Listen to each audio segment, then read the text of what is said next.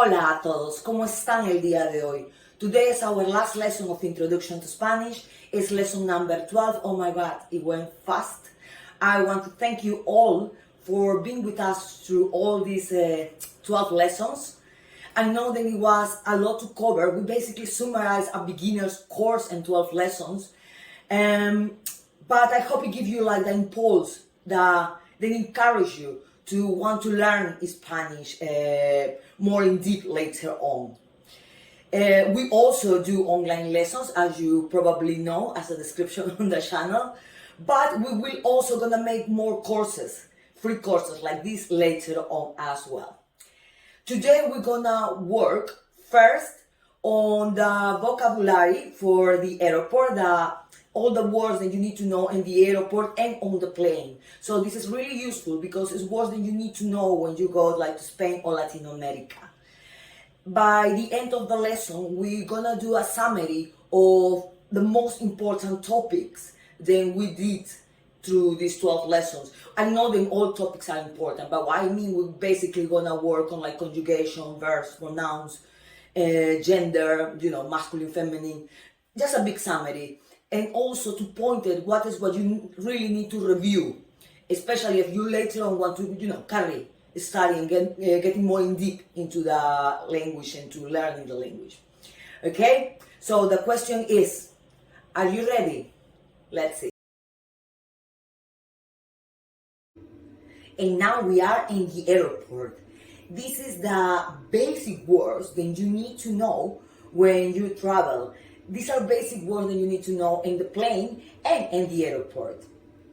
We're going to start first with the basic ones, like avión, what is aircraft, or salidas, what is departures, llegadas, arrivals, maleta, suitcase, maleta de mano o equipaje de mano, hand luggage, tarjeta de embarque, boarding pass, puerta de embarque, gate, aduanas, custom, aterrizar, to land, llegar, to arrive, despegar, to take off. Now, let's move to the plane. Azafata, aeromoza o asistente de vuelo, what is air hostess or flight assistants. Crew, what in Spanish es la tripulación. Cinturón de seguridad, seatbelt. Now, what happened with this situation, like if you fly get delayed, in Spanish is vuelo con retraso. Or if you do like a stopover, like a connecting flight, vuelo de conexión. I hope that all these words were useful for you. They are really basic and you really need to know them when you travel. If you're more interested to know about this, or about to know vocabulary, essential vocabulary and words and situations for when you travel, we working on our next course. Then it's gonna call Let's Go on Holidays. It's gonna be probably around November, December, and then we're just gonna do all the essential stuff and all the vocabulary, situations, dialogues that you need to know when you're going on holidays to Spain or Latin America. Also, if you want to know more in deep and you don't have time and you just want to learn, have some basics for you to be able to communicate, we're having a course, an online course, then it's called Spanish Survival. It's 10 lessons, 10 hours, and we give you all the basics for you to be able to go and communicate in any Spanish-speaking country. Now we're moving to the last part of this class.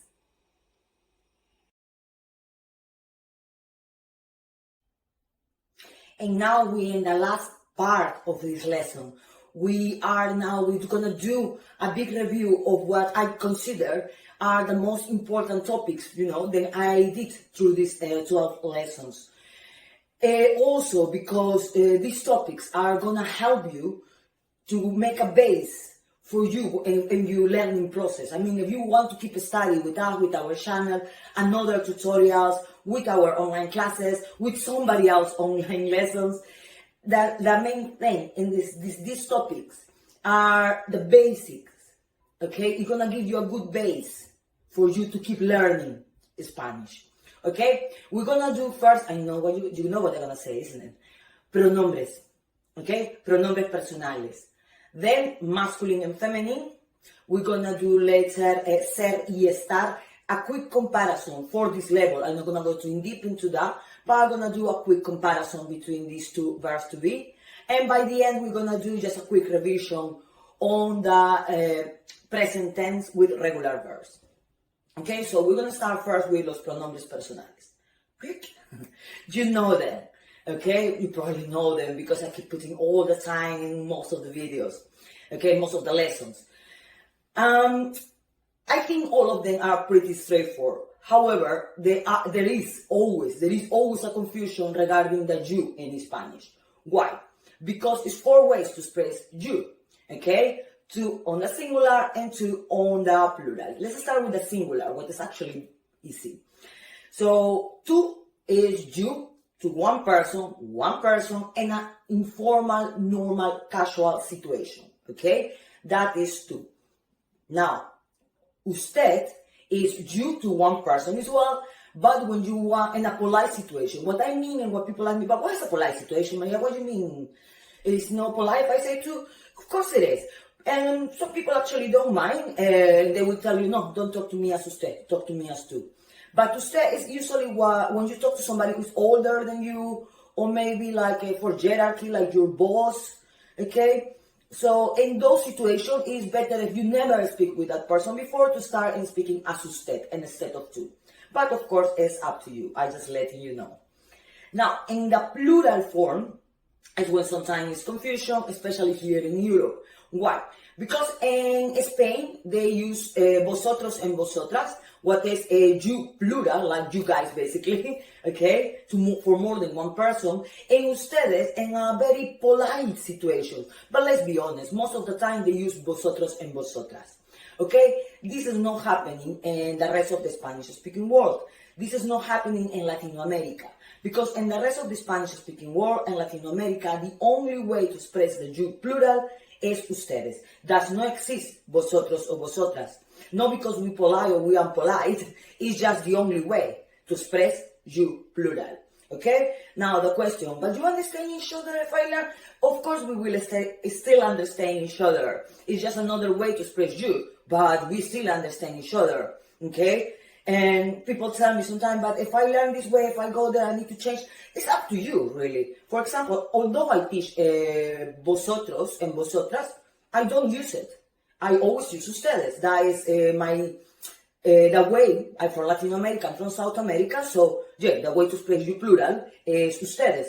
And I always, in my normal speaking, even if I speak with people from Spain, or when I was working years ago until now in a college with Spanish colleagues, I still using ustedes, and they talk to me as vosotros.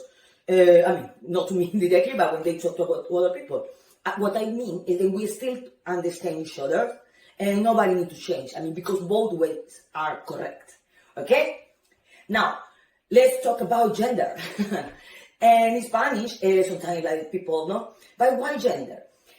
Every noun in Spanish have a gender, okay? Are masculine or feminine. I explained you some of the basic rules in the actual class. Now I'm just doing a quick review, okay? So all the nouns have a gender. They are masculine or feminine.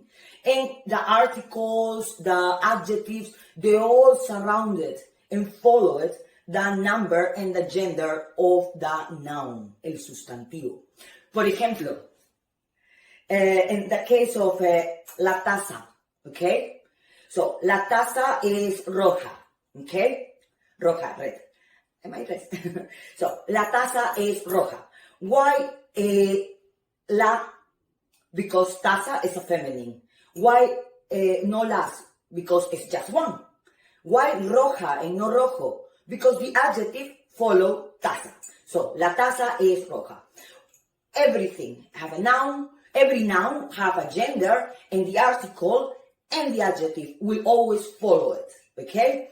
Or in the case of the mobile, actually, yeah, I got my alarm now. Okay, so in the case of el celular, or el móvil, how it's also called, okay, is el móvil, or el celular. So again, why el and no la? Because it's masculine now. It's still singular because it's still following the noun. Okay? If it's the first video that you're watching, probably you just start to watch the last lesson. In the main lesson about this topic, I explain everything. Okay? So this is regarding masculine and feminine. Just remember, everything goes around the noun. Okay? The number and the gender. Now, let's do a quick revision about ser and estar. Okay? So, I'm not gonna do the conjugation. That's something that we already did. And in each episode, each verb has its own episode actually. Okay? So, we're gonna do now is like comparison between these two verbs. Okay? So, when we use verbo ser, we use verbo ser to express our nationality. For example, soy peruana. Our profession, soy profesora. Description, soy mediana. Okay, I'm not tall, I'm not short, I'm medium, so soy mediana. Okay, soy morena. Okay, I'm brunette. So for description, nacionalidad, profesión or occupation, okay, we're gonna use verbo ser. Now, if we move to verbo estar, the main thing that you need to know is the next location. Remember from now, location. Okay, so ¿dónde está la taza? La taza está en la mesa. Okay, location, something simple. O ¿dónde está Brasil? Brasil está en Sudamérica.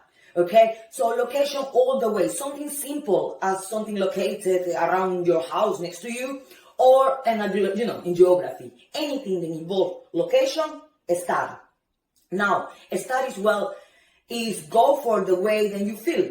Okay, for example, estoy feliz, estoy triste, estoy cansada, estoy aburrida. So to express all these emotions is verbo estar, no ser.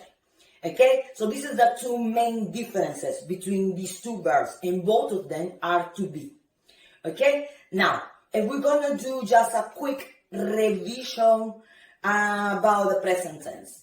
All the verbs in Spanish, they end up in ar, and ir. Okay? You remember what we learned, no? We take the end and then we put, like for example, in the case of verb end up in ar, like trabajar, no? Trabajo, trabajas, trabaja, trabajamos, trabajáis, trabajan. So you see, when you take the ar, you just add this, and that is in every regular verb. Okay? O comer. Okay? Como, comes, come, comemos, coméis, comen. Ir, vivir. Okay? Vivo, vives, vive. Vivimos, vivís, viven. Okay? So this is the ending. It won't change on any regular verb. All the regular verbs, they follow the same rule. Now, when you use the present tense, for present, to express what you're doing at the moment, it's another uses, of course, that you will learn later on when you go more in deep into the language. But, for now on, when you want to express like the stuff that you are doing in the moment, you're using these tense. Okay? You already learned, like we already did, ser y estar, they are irregular verbs. We already learned tener, then was a irregular verb as well. And then we learned that tener is a verb that is used for age, okay? And for like the way that you feel, but in a different way than estar. something like when you're hot or stuff like that, you don't use estar o ser. You don't used to be. You say, for example, tengo calor, tengo hambre, tengo sed. All these physiological needs, okay, basically, you using tener and estar of to be. And you use it for age, you're not gonna use to be, you're gonna use tener, okay? So this is just a quick summary, but also to remind you that these are the topics that you really need to study, that you really need to focus to continue your learning process. I want to thank you again. Thank you very much for being with us all these lessons. It was a pleasure for me to be teaching you. I know before I did videos, and I know I do classes online, so some of my students also watch after the videos as well. But thank you so much for giving me the opportunity to interact with you through these lessons. It's gonna be more. This was our first course. We are a young channel, then only start basically really started only in May. Okay, although the channel exists before, but without any video. The videos start to upload it and start as a Spanish speaking word only from May this year. Okay, and we're gonna do next month a different kind of course, a program actually. It's not a course, it's gonna call Behind the Language. It's all the other things that you need to know, then complement the learning process, but not just with grammar or vocabulary. We will be discussing topics like music, history, Netflix, telenovelas, all these other things that can help you to get immersed in the language. We also gonna do a program, a course actually, then by the end of the year, then it's gonna call Let's Go on Holidays. Okay, I really hope to see you there. I really hope that you enjoy these 12 lessons. Don't forget to subscribe to our channel. Okay, and if by any chance this is the first lesson that you see and you, what are you talking about 12 lessons? It's 12 lessons. They are on the playlist, Introduction to Spanish. So go and watch from the beginning. Okay, I hope to see you on the next videos. I hope to see you in our next courses. And thank you very much again. Gracias, gracias, gracias. Hasta pronto. Chao, chao.